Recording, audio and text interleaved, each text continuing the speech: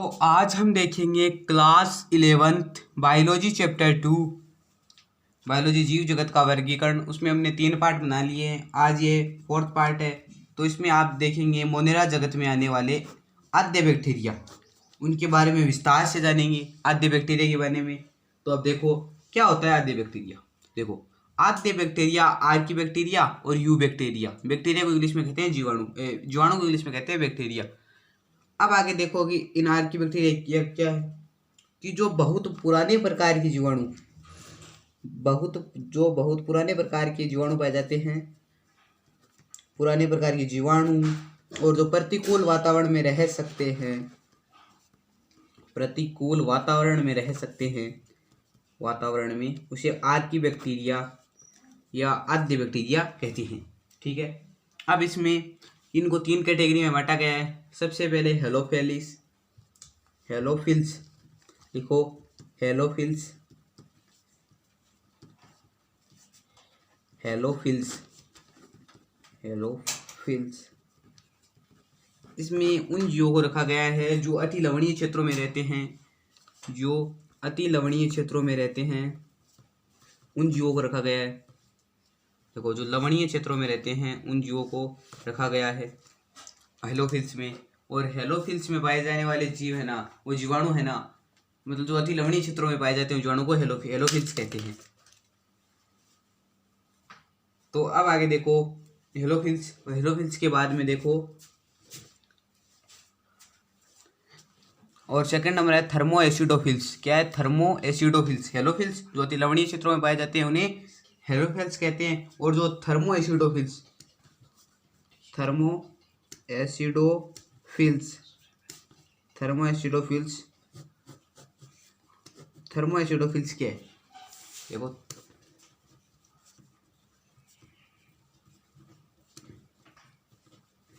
इनमें thermo acidophil है जो गर्म झरने वाले या अत्यधिक अधिक गर्म स्थान पर पाए जाते हैं ना, गर्म झरनों एवं अत्यधिक गर्म स्थान वाले जीवाणु, गर्म स्थान वाले जगहों पर, अत्यधिक गर्म स्थान वाले जगहों पर रहते हैं। देखो हेलोफिल्स में जो बहुत ज़्यादा लवणीय क्षेत्रों में रहते हैं, थर्मो एसिडोफिल्स में जो गर्म झरनों में, गर्म स्थानों में पाए जाते हैं।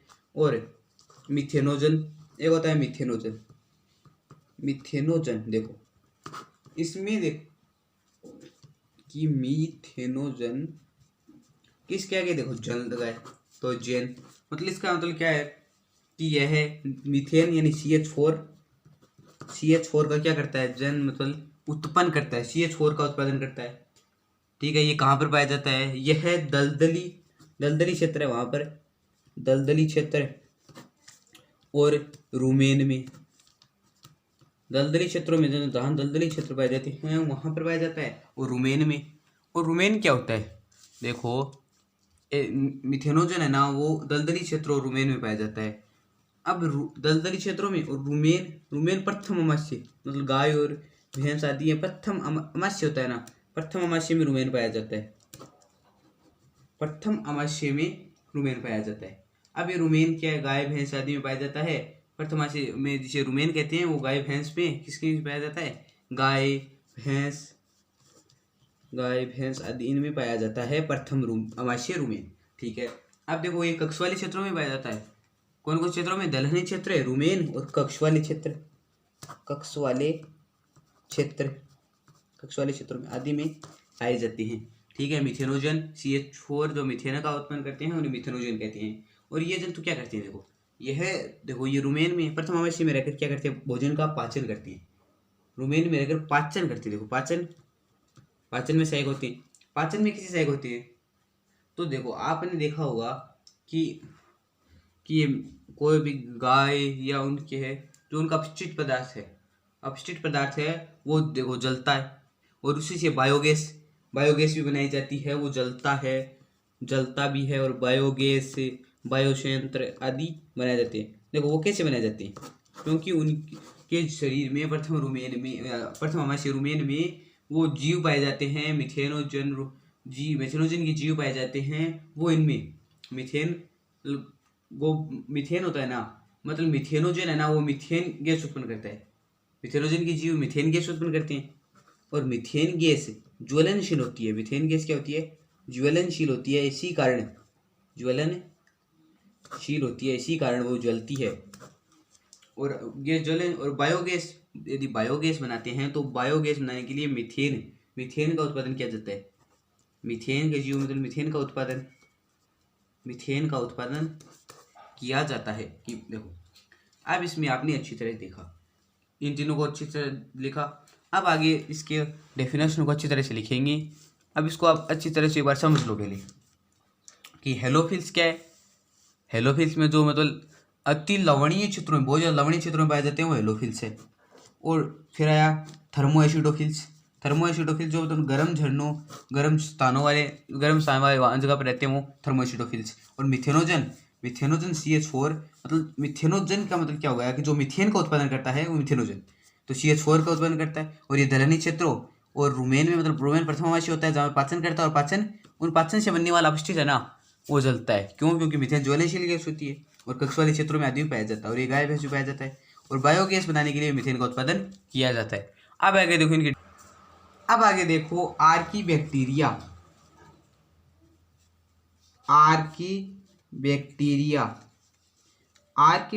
में क्या होगा? अब डेफिनेशन लिखो अच्छी तरह से। सबसे पहले फर्स्ट पॉइंट, इसके सदस्य पृथ्वी पर पाए जाने वाले पृथ्वीजीव माने जाते हैं। कैसे? क्योंकि सबसे पहले वहाँ जीवन संभव नहीं है ना, वहाँ पर भी जीव जीवित रहते हैं। तो लिखो कि इसके सदस्य पृथ्वी पर पाए जाने वाले प्रथम जीव माने जाते हैं, प्रथम जीव माने जाते हैं। क्यों? क्योंकि ये वो उन स्थानों पर रहते हैं जहां पर जीवन संभव नहीं है।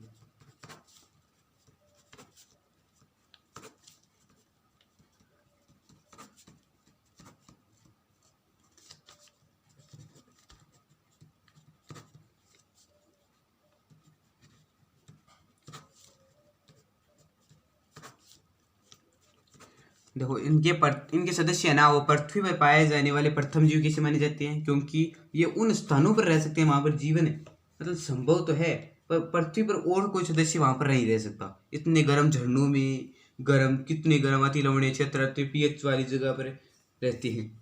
अब सेकंड पॉइंट लिखो कि संरचना के आधार पर, संरचना में जीवाणु के समान ही होते हैं, लेकिन थोड़ा बहुत डिफरेंस होता है। संरचना में जीवाणु के समान होते हैं, संरचना में थोड़ा बहुत डिफरेंस होता है, लेकिन जीवाणु के समान होते हैं।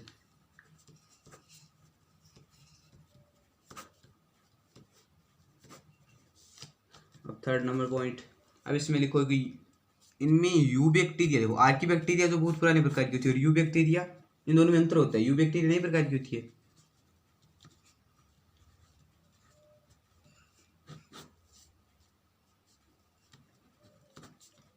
आप इनको अच्छी तरह से लिखते चलिए, नोट्स बनाते चलिए।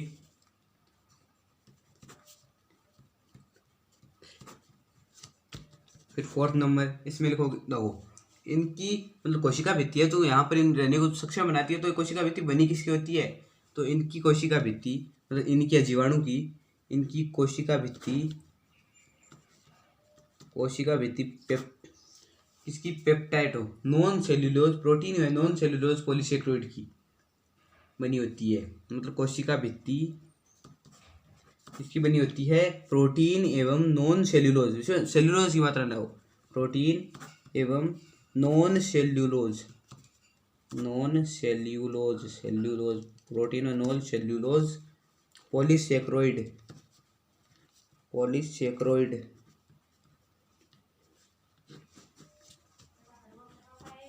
की बनी होती है। इनकी कोशिका भित्ति प्रोटीन व नॉन सेल्यूलोज, मतलब जो सेल्यूलोज की मात्रा ना हो, उनकी बनी होती है। और इनकी कोशिका भित्ति क्या होती है? कोशिका झिल्ली में लिपिड की सांख्यिक संरचना होती है, जो इनको वातावरण में, इसमें इनकी कोशिका भित्ति क्या है? प्रोटीन किसकी बनी होती है? इसके वातावरण में रहने की सक्षम बनाती है। कोशिका भित्ति बनी होती है वो नॉन सेल्यूलोज और पॉलीसेक्रोइड की, प्रोटीन और नॉन सेल्यूलोज की बनी होती है, सेल्यूलोज ना हो। अब आगे देखो कि इनकी कोशिका झिल्ली में है ना, देखो इनकी कोशिका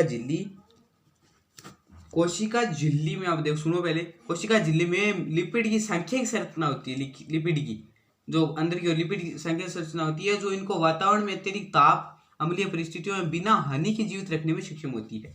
इनकी कोशिका झिल्ली किसकी वजह होती है? कोशिका झिल्ली, इनकी कोशिका झिल्ली में लिपिड की सांख्यिक श्रृंखलाएं होती है। लिपिड की सांख्यिक श्रृंखला होती है, श्रृंखलाएं होती है। तो इनकी कोशिका झिल्ली क्या होती है? कोशिका झिल्ली में लिपिड की सांख्यिक श्रृंखलाएं होती है, जो इनको वातावरण में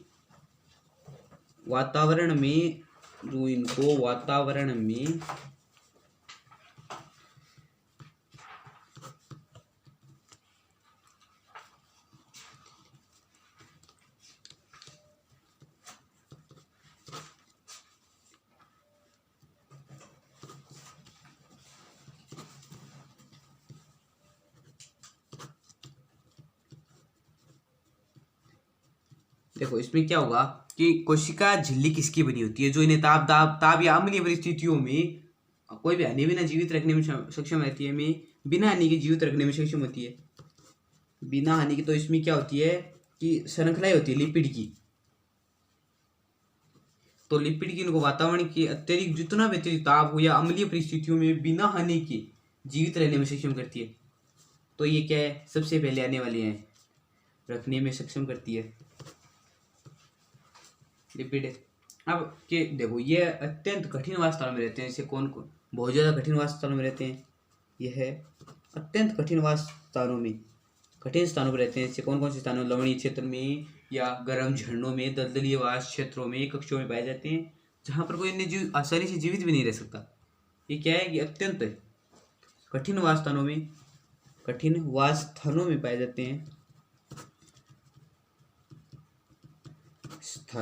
जाते हैं, अत्यंत कठिन वास स्थानों में पाए जाते हैं। जैसे अत्यंत लवणीय क्षेत्र, गर्म झरने, अत्यंत लवणीय क्षेत्र,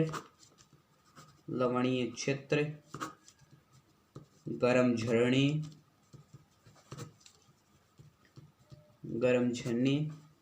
और गर्म झरने हो गए। दलदलीय वास कक्ष क्षेत्रों में पाए जाते हैं। दलदलीय वास कक्ष, दलदलीय कक्षों क्षेत्रों में पाए जाते हैं, कक्षों के क्षेत्रों में पाए जाते हैं, जहाँ कोई अन्य जीव जीवित नहीं रह सकता, क्योंकि इतने कठिन वास स्थान है जहाँ अत्यंत लवणीय क्षेत्र है, गर्म झरने हैं, दलदलीय वास कक्ष क्षेत्र में पाए जाते हैं, जहाँ अन्य जीव जीवित नहीं रह सकता, अन्य जीव जीवित नहीं रह सकता है। ठीक है। अब आगे देखो कि आर्की बैक्टीरिया को 3 खंडों में विभाजित किया है। उन 3 खंडों का वर्णन, 3 खंडों में विभाजित किया आर्की बैक्टीरिया को। अब इन 3 खंडों में सबसे पहले देखो मिथेनोजन, एक नंबर पर क्या है?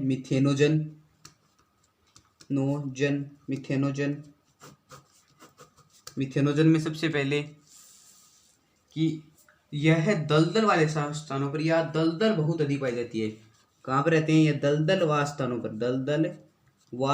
पर, जहाँ पर दलदल बहुत ज़्यादा पाई जाती है, दलदल वास स्थानों पर, जहाँ पर दलदल बहुत ज़्यादा पाई जाती है, जहाँ पर दलदल बहुत ज़्यादा पाई जाती है, वहाँ पर रहते हैं ये मिथेनोजन। और इन जीवाणुओं में कार्बन डाइऑक्साइड एवं फ्लूमेरिक अम्ल से मीथेन उत्पन्न करने का गुण होता है। ये मीथेन उत्पन्न कैसे करते हैं? कार्बन डाइऑक्साइड, इन जीवाणु में कार्बन डाइऑक्साइड और फ्यूमेरिक अम्ल से मीथेन उत्पन्न करने की क्षमता होती है, गुण होता है। कार्बन डाइऑक्साइड एवं फ्यूमेरिक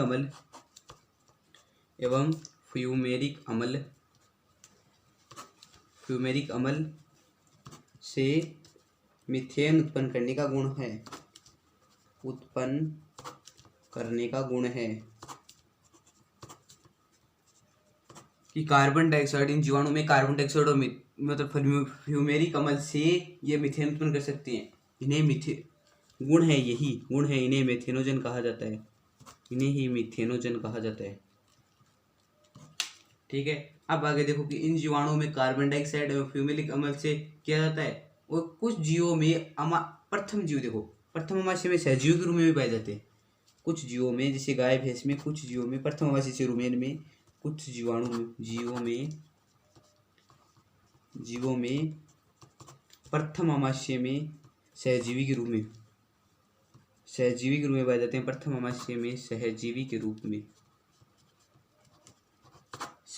में पाए जाते हैं। प्रथम अमाशय में कुछ जीवों में प्रथम अमाशय होते हैं ना, प्रथम अमाशय से रुमेन में सहजीवी के रूप में रहते हैं, ये जीव रूप में रहते हैं। ठीक है। अब आगे देखो, ये मिथेनोजन है। ये मिथेनोजन है, वो सेलुलोज का पाचन करते हैं। कैसे? जैसे आर्की बैक्टीरिया है, आर्की बैक्टीरिया में सेलुलोज का पाचन किससे करते? आर्की बैक्टीरिया वह जीवों के आर्की बैक्टीरिया जीवाणु है। आर्की बैक्टीरिया या जीवाणु जीवों के सेलुलोज का पाचन करते हैं। तो पौधों में मतलब जीवों में पाए जाते हैं, तो जीवों के क्या करता है? सेल्यूलोज का पाचन करता है। सेल्यूलोज का पाचन करता है। तो सेल्यूलोज क्या है कि यह देखो पौधों में पाई जाती है। देखो कोशिका भित्ति सेल्यूलोज की बनी होती है, पौधों में पाई जाती है। पौधों में कोशिका भित्ति सेल्यूलोज की बनी होती है, पौधों में पाई जाती है। पौधों में कोशिका भित्ति सेल्यूलोज की बनी हुई, पौधों में कोशिका भित्ति सेल्यूलोज की बनी होती है, कोशिका भित्ति सेल्यूलोज की बनी होती है।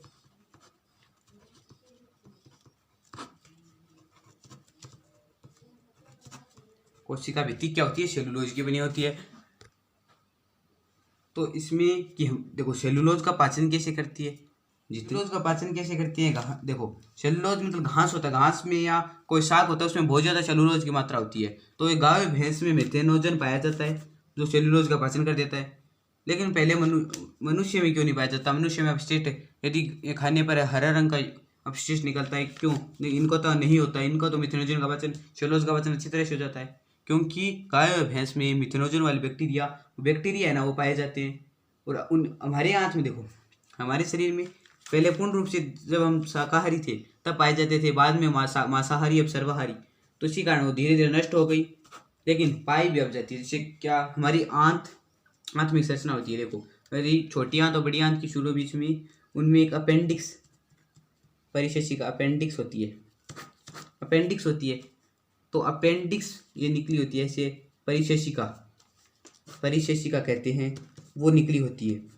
लेकिन वो पहले काम आती थी, और यदि खाना वहाँ पर यदि फंस जाए तो वह सूजन हो जाता है उसमें, और सूजन हो जाने के कारण बाद में से निकालनी पड़ती है। और आर्की बैक्टीरिया में जितने भी जंतु है ना, आर्की बैक्टीरिया है ना, वो जंतु में सेलुलोज का पाचन में सहायक होती है। और मिथेनोजन होती है, मिथेनोजन मतलब ये मिथेनोजन के रूप में से बायोगैस संयंत्र होती है, बायोगैस में से मिथेन गैस पैदा करती है।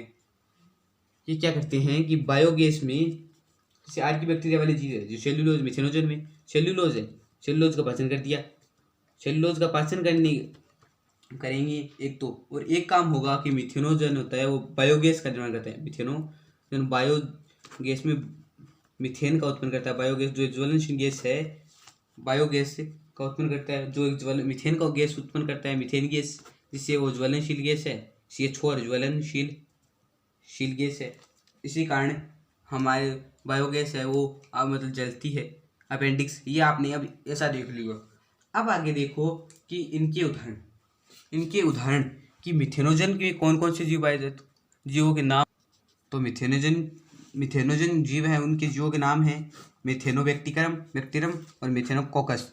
ठीक है। अब आगे देखो हेलोफिल्स, सेकंड नंबर हेडिंग डालो। अब लिखो हेलोफिल्स। ये इसमें कौन से जीव मतलब कहाँ पर रहते हैं? ये जीवन है ना अति लवणीय क्षेत्रों में लिखो आप, अति लवणीय क्षेत्रों में ये जीवाणु अति लवणीय क्षेत्रों में पाए जाते हैं।